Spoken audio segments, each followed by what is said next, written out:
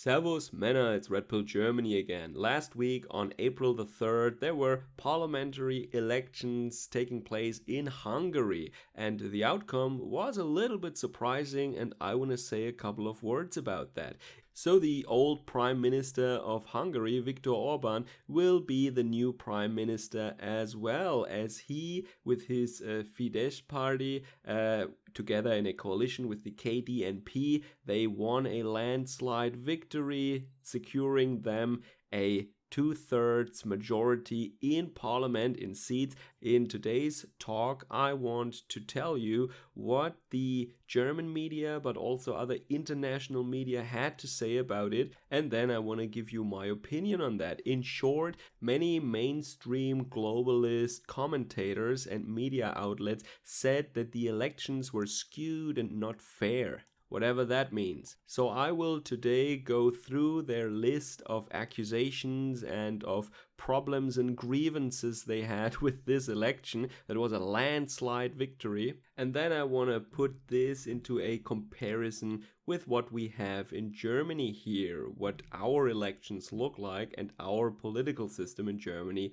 looks like currently, but also for a longer time already. And by comparison, I think it will become very clear that there was nothing special going on in Hungary really. At least nothing great in comparison to what we have in Germany here. Alright, a big shout out to all my supporters and my subscribers. Like, share and subscribe, comment down below, let me know what you think about this. Check me out on other social media sites, and if you like, you can support my channel via Patreon or Subscribestar. The links are in the description down below. Alright, let's just look at the outcome of this election right now, and also let's have a look at what the different blocs, the different parties were. I already said that the party of Viktor Orbán has a coalition with a Christian conservative smaller party, and that is basically the running coalition. That is the team that won, and that will form the new government with their two-third majority of the seats in the Hungarian parliament in Budapest. But what about the opposition? So it is very similar to what is going on in France and in many states in Germany. You see these days that against a more nationalist-minded political force, all the other parties and all the other groups, they ally themselves just to prevent Le Pen in France, for example, or the AfD in Germany and what have you. So you have all these liberal parties and all these socialist parties, and now there was even a conservative party, Jobbik, that joined this United for Hungary opposition bloc. But all this teaming up of these very different parties, this ragtag group of rebels, that didn't really help against the dominance of the incumbent, Mr. Orbán. He was supposed, or he was predicted to win according to the polls, but he even outperformed the polls by a large margin, and that became clear on Sunday night, and this is when he announced, when he declared himself, Victor, which is not only his name, but it's also the result of the election. So he is ruling Hungary since 2010, I think, and that means that if he gets through this term now, he will be up at the same level in terms of the duration of how long they stayed in power, with Helmut Kohl and Angela Merkel, 16 years or something like that. So that is pretty impressive. So why was he able to score such a impressive win after all these years? Well, it seems like Hungarians are not dissatisfied with the rule of his party. Wow, surprise. So that means in a popular election, he will win. But let's look at it in a little more detail. We see here that most of these constituencies, most of these districts were won by his party all over Hungary, but just in Budapest, just in the capital, you see a lot of blue here. That is this opposition bloc, United for Hungary. That means they dominate, surprise, surprise, the metropolitan areas, just like you have the same thing in the US, you have the same thing in Germany, big metropolitan areas tend to be more socialist, more leftist, more progressivist, but it is the countryside, the rural areas where nationalist or more down-to-earth rational thinking prevails. So this is no surprise. This is following a global trend, I would even say. And then there were members of the opposition who, after they realized they had lost so bad, they were really self-critical and they said, hey, we had a elitist discourse. We were not speaking in a language that the people in Hungary understood, and all this alphabet soup, rainbow-colored stuff, that is not what most people identify with. And also, well, elitist discourse, well, it says that they made a program, they ran on a platform that was aimed at people that you would find in New York or in Berlin or something like that, but not necessarily in rural or small town Hungary. This is how I'm reading this, and this is what these self-critical voices of the loser bloc here had to say. But then let's look at all these accusations of the election being unfair.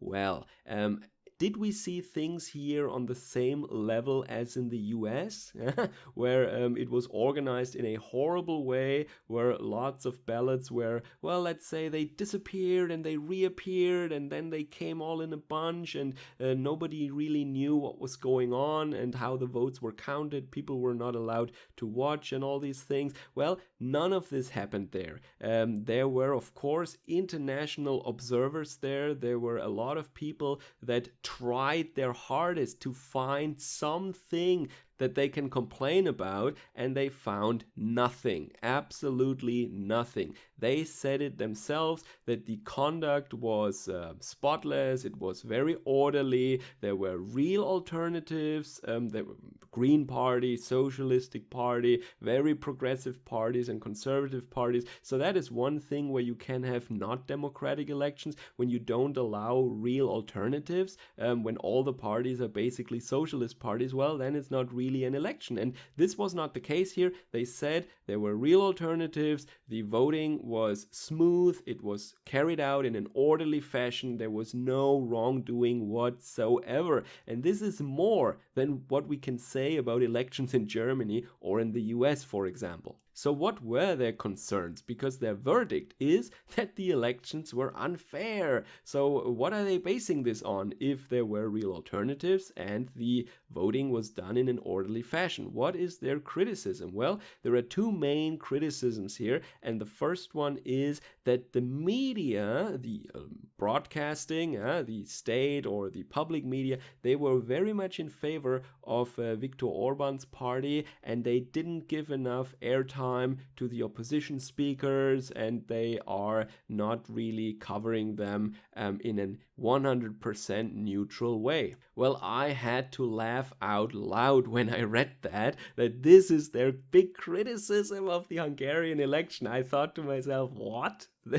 I mean, in Germany, the problem is not that the media is a little bit more on one side. No, in Germany, the media is completely one-sided. All of the German media is running interference constantly for the Green Party, for the SPD, for the Socialists, and for the general, how should I say that, globalist regime that we have, where everybody is in the World Economic Forum Young Leadership Program or in the Atlantikbrücke or something like that. One of these globalist organizations. They're all in that. They're all basically fighting for the same agenda, and the media is totally on their side, and everybody who is not marching in lockstep is ignored or vilified depending on the situation. So I really had to laugh when I read that. Yeah, the media is not 100% neutral here. Oh, really? And their second piece of criticism is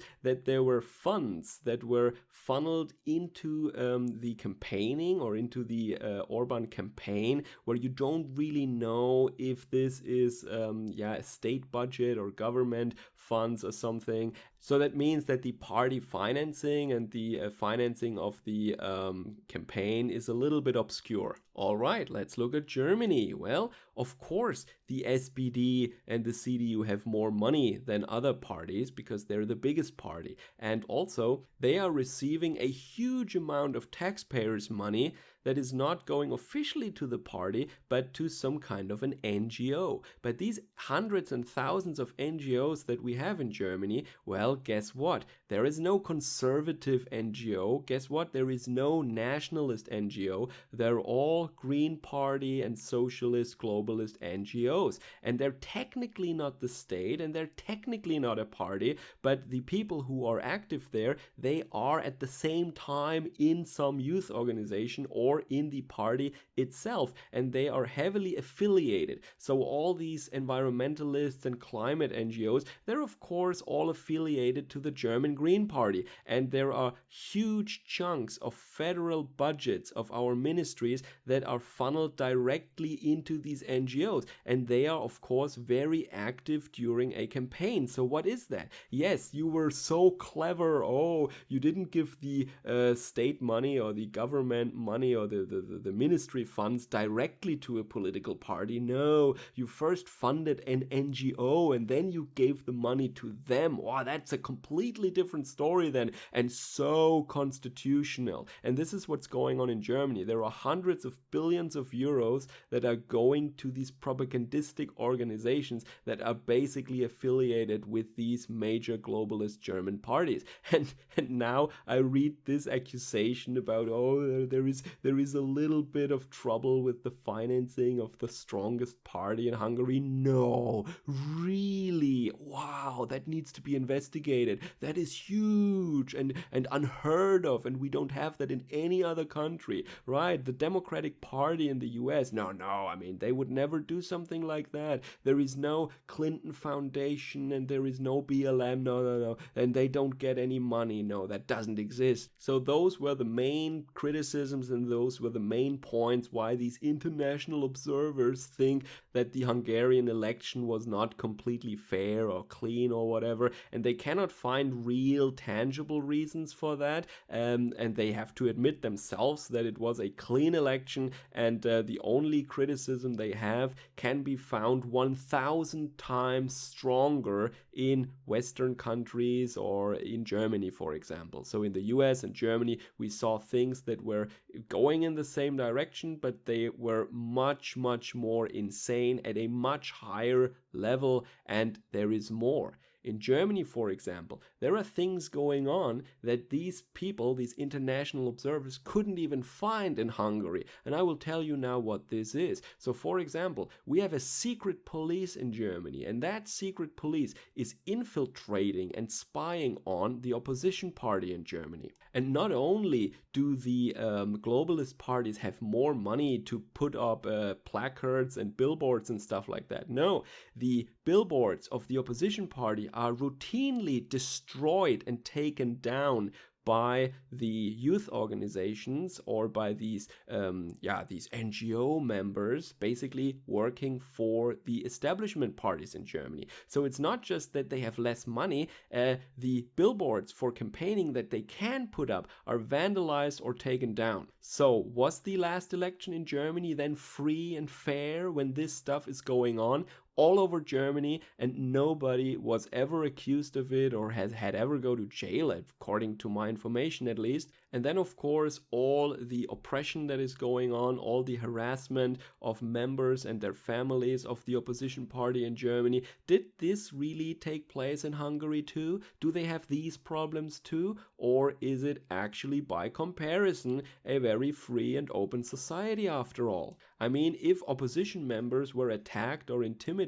during the campaign, as is usual in Germany, I'm sure these international observers who tried so hard to find a hair in the soup that is the Hungarian election would have written with glee about it. But all we could hear is crickets, and all we could read about was some really half-hearted points about things that are generally happening in countries where one party is really strong and ruling for a long time. And these things, I repeat myself here, they are not only happening in Germany too, they are 1,000 times more severe here than what I could read about in Hungary right now. And also, let's not forget that Mr. Orbán refuses to give arms to Ukraine and that he says we should be neutral here. He is supporting the general EU line, but he refuses to directly send arms. And I think the good people of Hungary, they had a hunch that if another party or if this united opposition bloc would gain power, that then they would do what all their partners on the EU and global level would also do. All the other green parties, all the other socialist parties, what do? Well, they actively entered the conflict. They actively support Ukraine with arms and heavy machinery. And this is probably what the Hungarians also didn't want. So to sum up, Mr. Orbán won a landslide victory. He and his smaller coalition partner together have over 2/3 of the seats in parliament, and the elections were fair and democratic, as I just showed to you. In my opinion, the biggest proof for that fact is that the people who were trying so hard to find any little shred of evidence of wrongdoing could produce nothing whatsoever. Just a little bit of media bias and a little bit of unclear funding. Yeah, well, we have that too. And once again, 1,000 times stronger and some more. So unless you can tell me that opposition members were disappeared by secret police or something like that, to me, this is a democratic election, just like we have in Germany, right? Let me know what you think about that in the comment section down below. Enjoy the rest of your day. Servus, Kameraden.